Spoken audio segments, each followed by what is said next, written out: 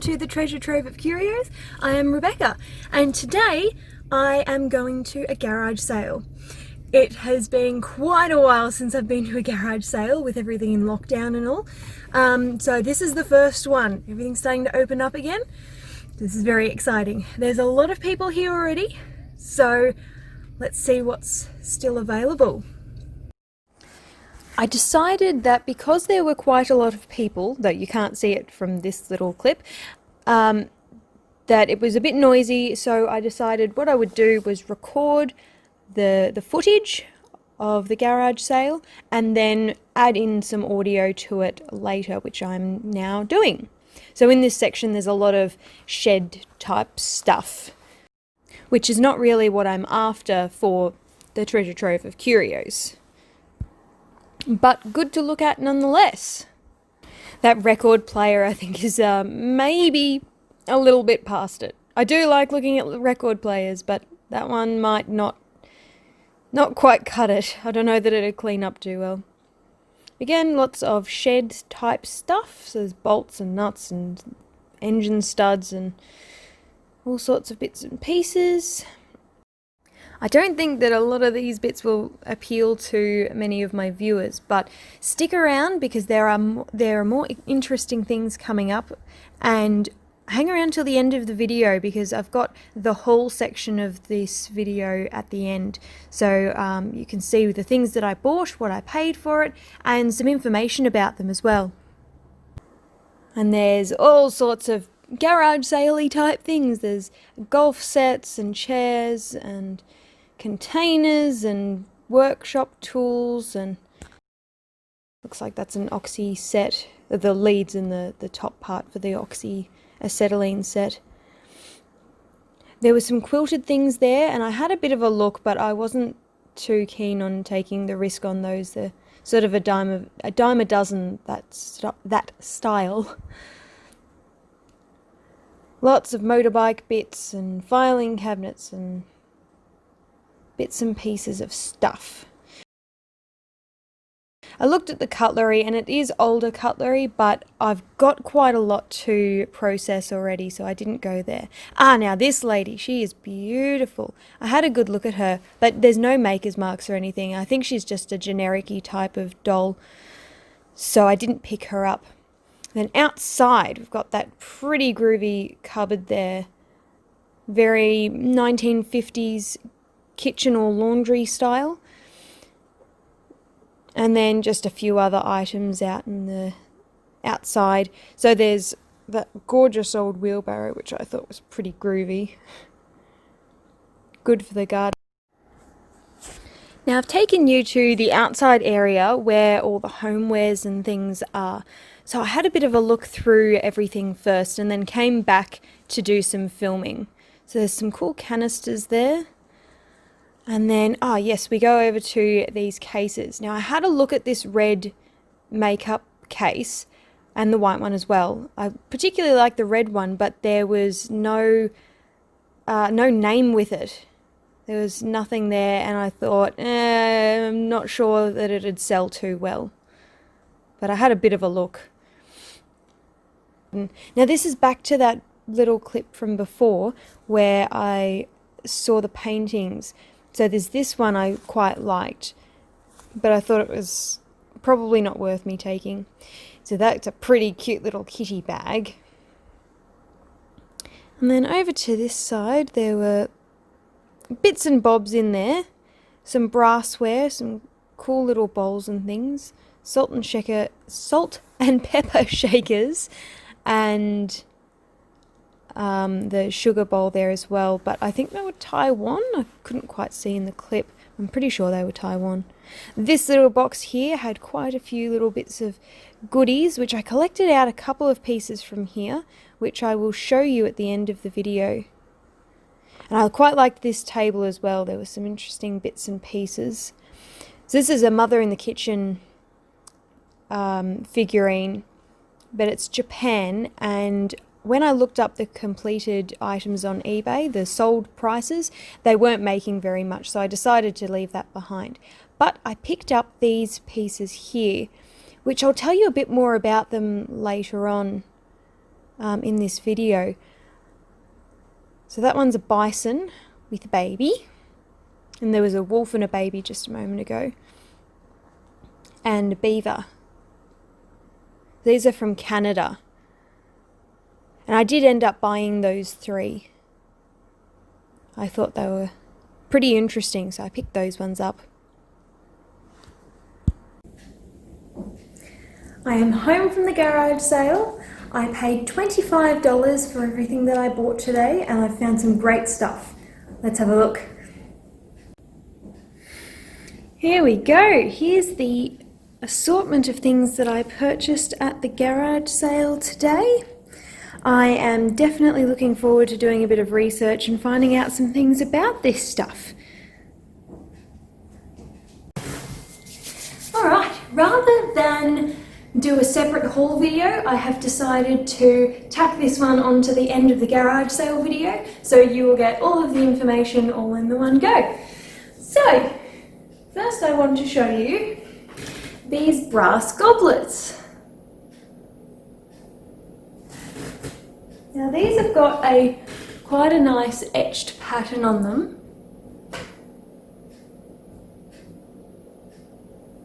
Which is quite lovely. I'm going to polish them up a little bit. You can see I've done a little bit just through here to give you a bit of an idea of what it will look like.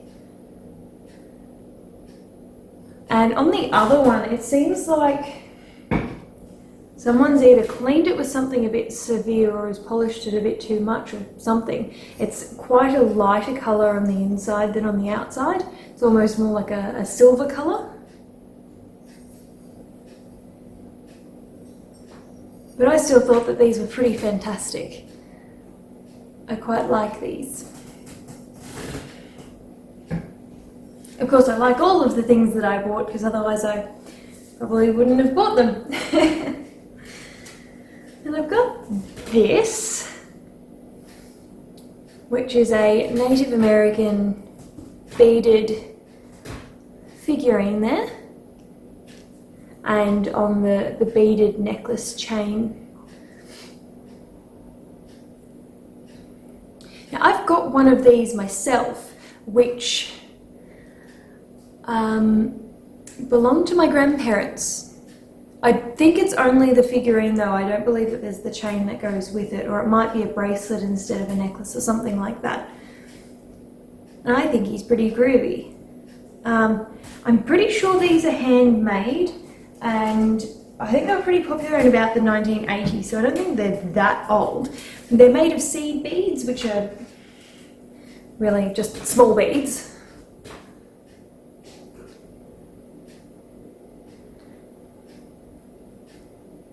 That's the back of him.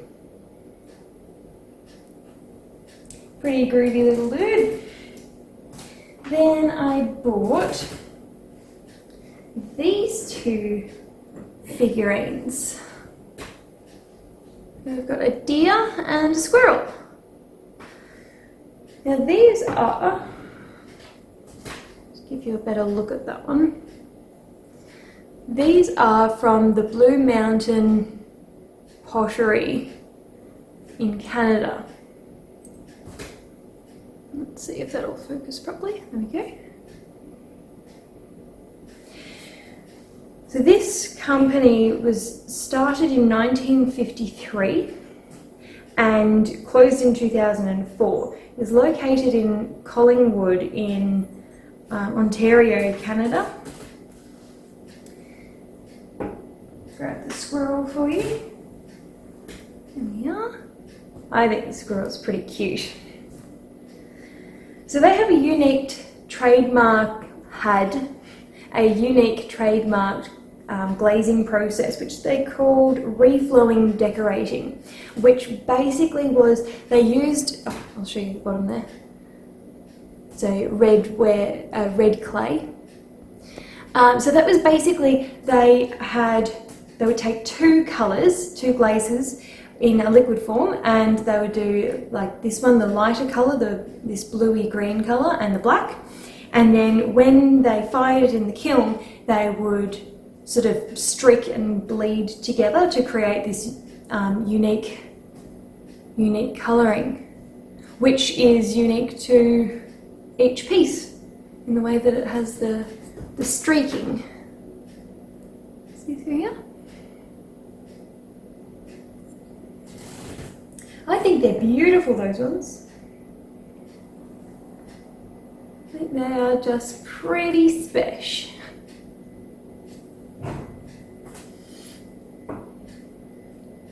Next I've got this fantastic Mexican pottery jug. I don't know what you'd technically call it because it's a jug, but it's not really a pitcher, and it's not really, I don't know, it's certainly not a carafe. I don't know what you call one of these. What do you call this? If you know, put that down in the comments for me so that I can learn. It's got this great bird on the top here, on the front. This beautiful design that goes all the way around. And unfortunately, when I picked it up, I didn't realise it's got this crack that goes right around. It's probably a bit more obvious here. There we go. Around through there. So it has been broken and repaired at some point, but it's not too bad, and it's still a beautiful piece. I don't regret picking it up. Normally if I pick up something that is broken and I haven't realised at the time and then realised later on when I've gone home and really checked it out, I get a little bit disappointed because I think, well, that was a stupid purchase. But this one I'm not regretting it at all. I think it's great. We've got the little Mexico bit here at the bottom. I'm not sure what that says. It looks to me like it says joy, but I don't know what that means. Maybe it was painted by someone named Joy, but I doubt it. I don't know.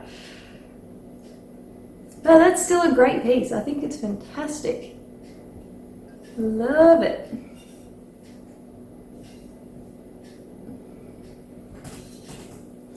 And next, I have got this, I'm gonna say it's brass. It's a vase, it's metal. I'm guessing it's brass. It's got quite a silver colour to it. So I did a bit of polishing on the underside so we'd see just what it was going to look like. But the underside seems to be a little bit more yellowed, whereas on here it's still quite gunmetal greyish, I suppose. But this has got a great etched pattern in it.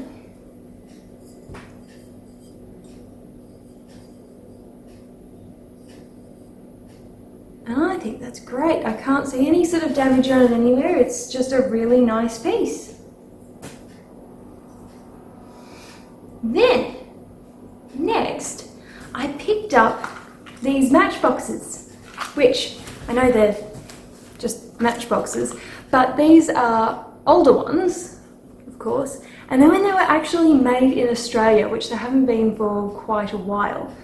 So I did a bit of research into the company, which is Bryant May, and this is what I've found out. So the company was established in 1844, and they originally started off with making tallow and candles. That was how it sort of began. And then they got the rights, the British rights to the safety match from a Swedish guy, and that was in 1855. So that was not long after they'd started up, 11 years after they'd started. And then they ended up making the phosphorus strike anywhere matches for a while because they were very popular. So they were trying to meet the demand, but they were actually quite dangerous, harmful to the employees making them. So they stopped making those after a while. Then in 1884, they became the largest manufacturer of matches in Britain. And they were making 300 million matches a day. That is an astronomical number. And they were employing thousands of people. So that's a very big company. And then they started buying all the other matchmaking companies matches making companies in the UK. They bought up almost all of them, and then they started setting up businesses in other locations. So in 1895 they started one in Brazil, and then they had ones in Australia and in other countries as well. So they really had the monopoly in the UK, and they were only really their only real competitor was the Swedish.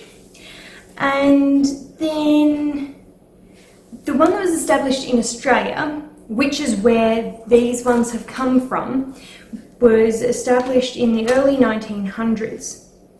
Then the company adopted the Redheads name in 1946, which is what we know today, which this is one of the earlier ones. And eventually, by the 1980s, production ceased in Australia because it was hard to compete against the international markets, and the use of matches had gone down because smoking rates had decreased already by then, and of course have continued to do so, and the disposable lighters were being heavily used in the 1980s, so there wasn't the demand for plain old matches anymore.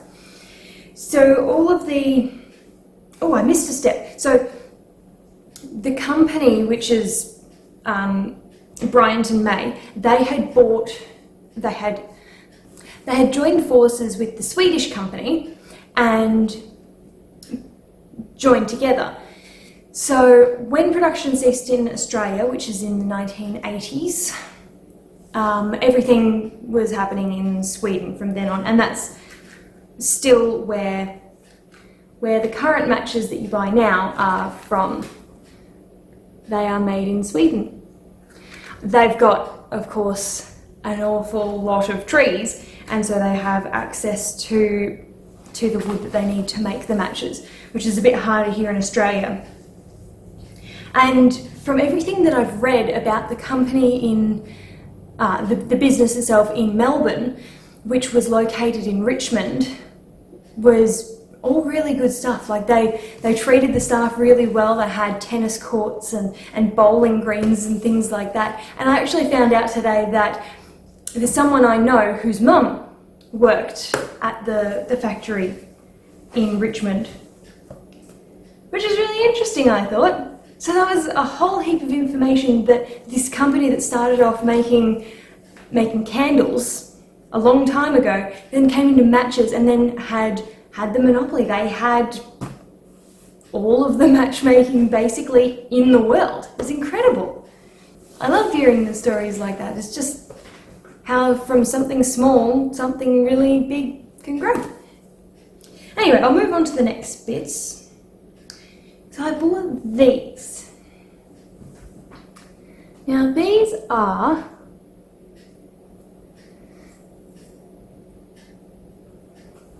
the wolf sculptures. They are wolf original, and it says handmade in Canada. Now these are also made in Canada, the same as the Blue Mountains Pottery ones. So there's that one, and then there's this beaver, who's pretty cute. And also this bison and baby. They've all got the same mark on the bottom there. Now the lady who I bought it from at the garage sale, she said that they're soapstone and they're handmade in Canada. I did a bit of digging and a bit of research, and there's a bit of a discrepancy about it. So there's a lot of people who are saying they're hand carved, made from soapstone in Canada, and then there's all these other people that say, no, that's not actually true. They're a mould that's made from a plaster-like product and then have this coating put on the outside to sort of harden it and to give it the look that it does have. Which of course would make it less valuable.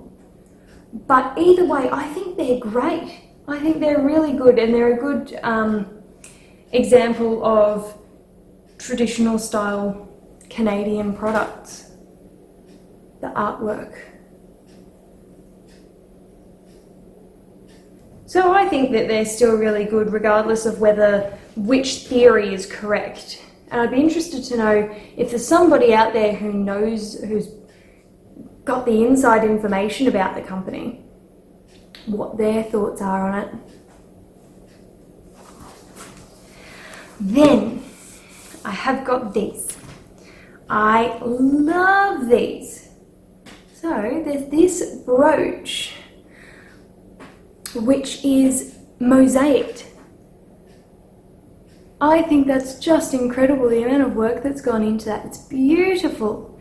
And there's also a little pillbox that I bought, which has also got the mosaic on the top.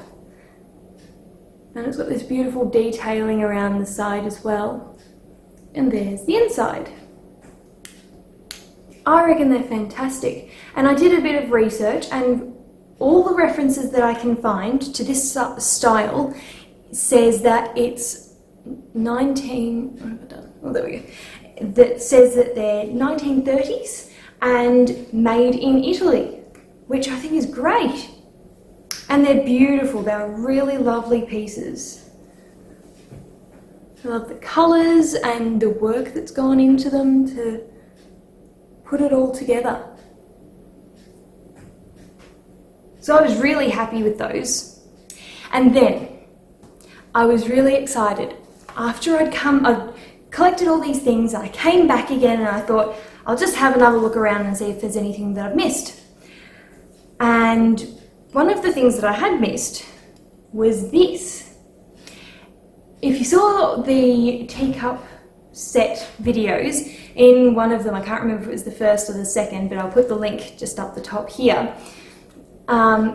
I had this teacup and saucer set, the polka dot, but I didn't have the side plate to go with it. And I saw this and I was like, it's the matching one. It's the matching one to that set. And I was so excited. It's not in fantastic condition, but I can put it together and then it becomes a trio set. And then when I got home and had a look, I noticed that the stamp on the bottom of this one and the stamp on the bottom of this one are different. So they're not actually the same set. They're very close though. This one has got a gold edge around it, though a lot of it is worn off, whereas these don't have the gold edge. They've just got the white edge around it. But I reckon I will still sell them together as a set because they are very close. I'll certainly make note that they don't technically match because they're not the same maker, but they're the same almost. So I'll put them together because I don't know what I would do with that side plate otherwise. I was so excited that I found that and it was just perfect. It was only the plate by itself and I had the teacup and the saucer by themselves. I could put them together, but not quite. Close. Anyway, so that brings me to the end of the video. I hope you're all doing well. Take care. Ta-ra!